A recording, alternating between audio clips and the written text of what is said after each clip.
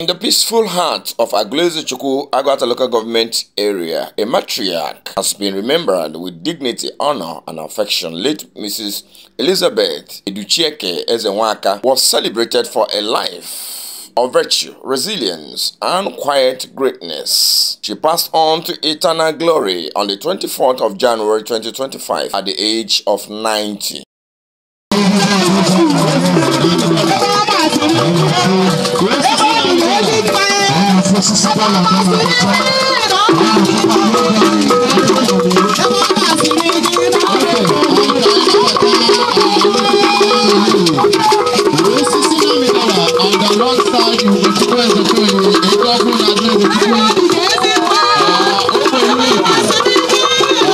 On Thursday, the 1st of May 2025, her legacy was formally honored with a funeral mass held at the Aglezuchukwu Primary School field, officiated by clergy from St. Mary's Catholic Church, Ifite. The vigil was held at her husband's residence in Ifite village, a quiet night of prayers, remembrance. But the grand farewell drew the attention and presence of Aglezuchukwu's finest sons and daughters. Standing at the center of this gathering was her son, Nze John Paul Ezenwaka, President General of the Aglezuchukwu Improvement Union, AIU. A man whose leadership and humility reflect the strong upbringing of a noble mother.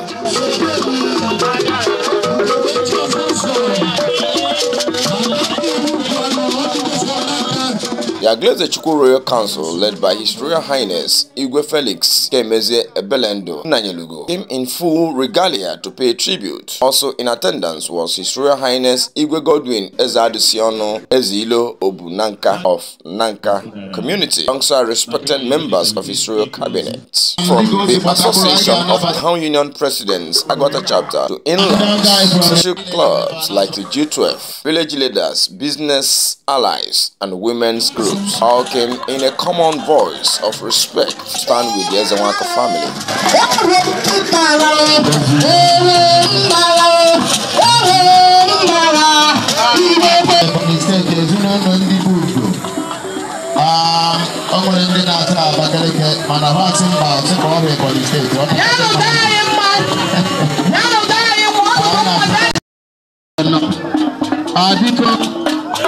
Following our stage.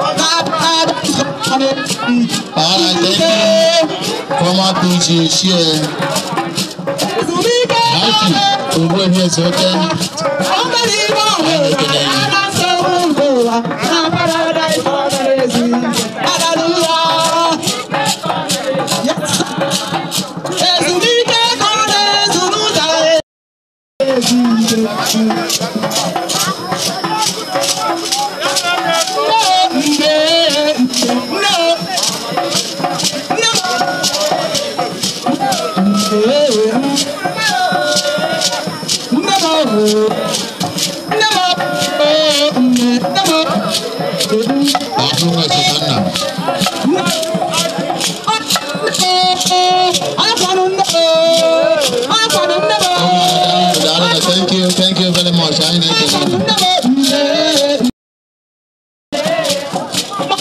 That is the President General and his brothers, John Ezenwaka, and Urbano Kako, the Franco J. I Mama Elizabeth, in her quiet strength, was a beacon of values, a renowned farmer known for her honesty, diligence, and firm sense of truth. These were not just traits, but legacies she left behind. Though her interment was privately observed at the time of her passing, the public remembrance on May 1st echoed with the dignity she lived for and the honor she deserved.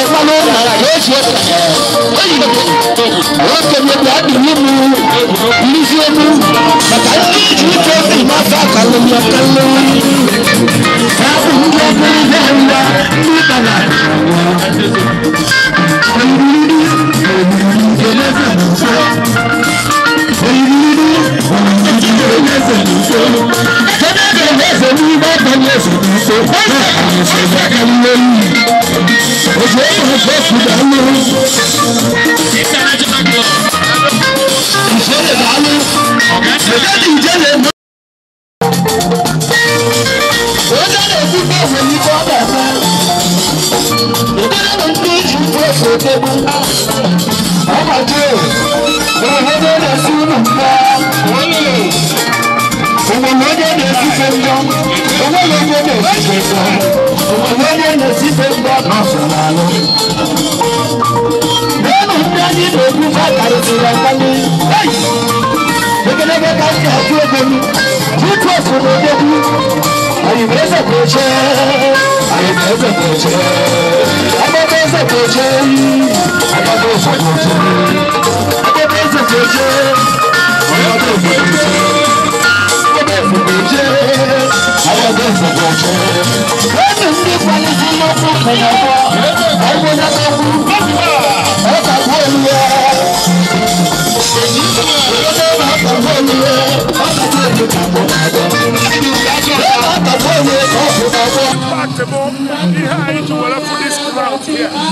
My mother was a very honest and straightforward person, and I took after her completely from that aspect. Investigating to heaven on this case. In this present world, if they are honest to the core, even when they are hungry, they would rather prefer to go on empty stomach than to vent words or start telling you what you want to hear. So that is one thing I love my mom. In general, for coming to celebrate my mother with us. And my prayer about the journey back, God will lead themselves into their destinations. And they see anybody can post, they will do those who are 90 years and that my mom, somebody, about my family.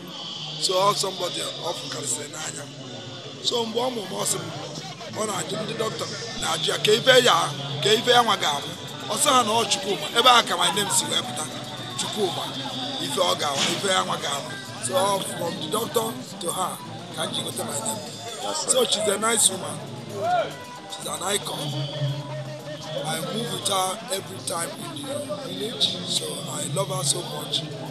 After I need to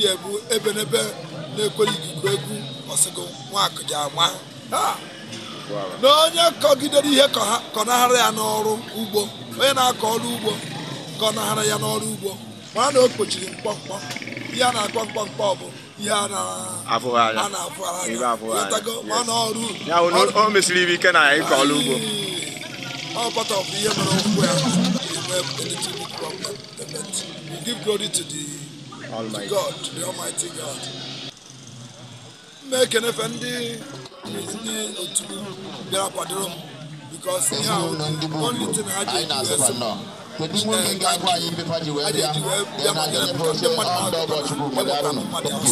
not only inside.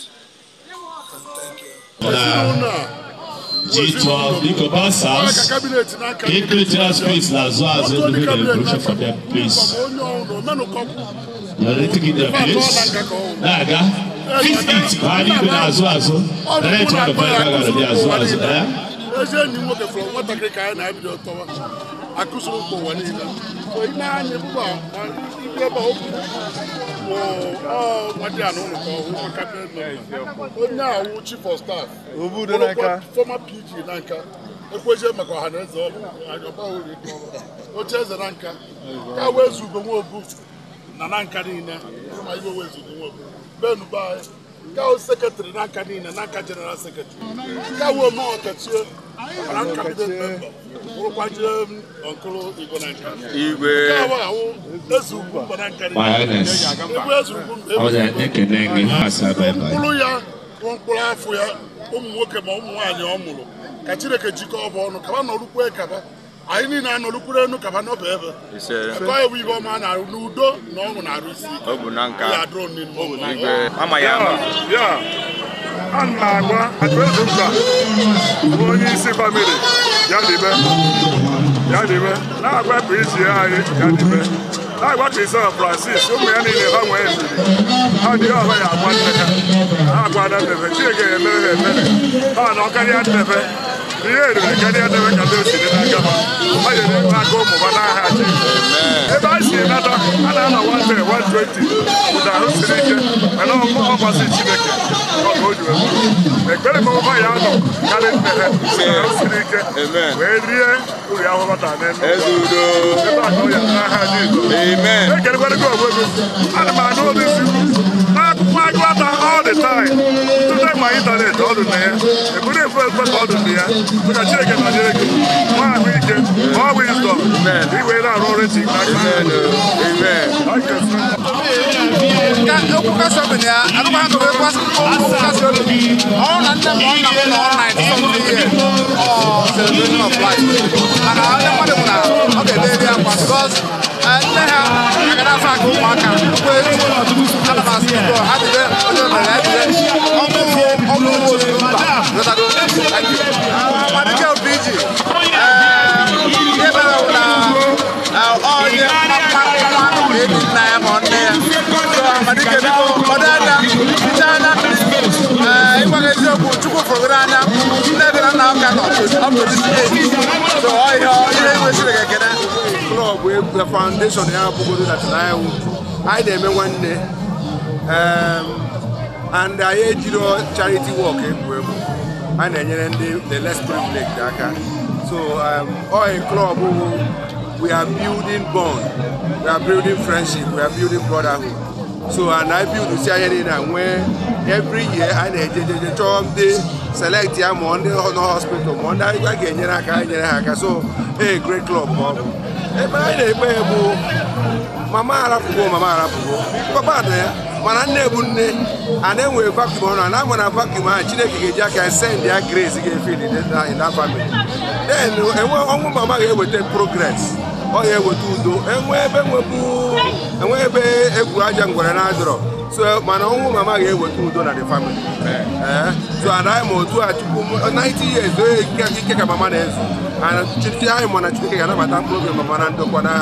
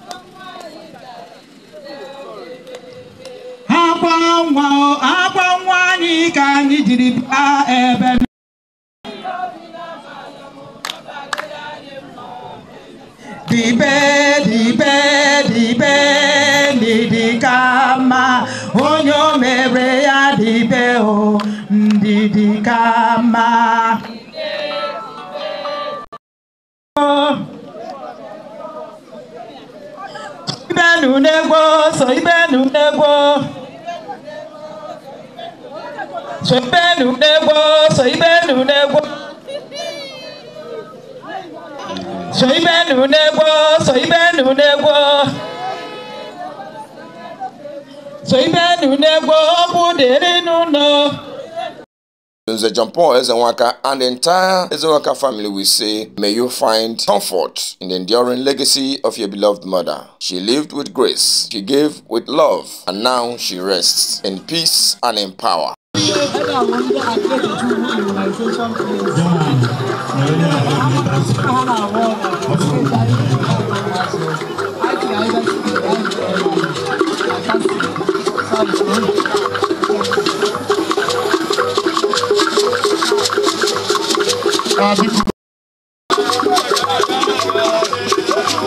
Okay, because I don't know Prana, I know Pumbata, as you know, let's check the money of the meter. Sophia, no more Palana, but I don't like to Mana, as you know now. I know about Palana, but I don't know the meeting. And because Sophia, I brought friends and dogs. Community house against the people. No, I don't like that, please. I don't like that. Only on a Gabata, please let MC know. I have to hold it now, we don't want that. I will just give you the rest of it. Any other person will want the person out.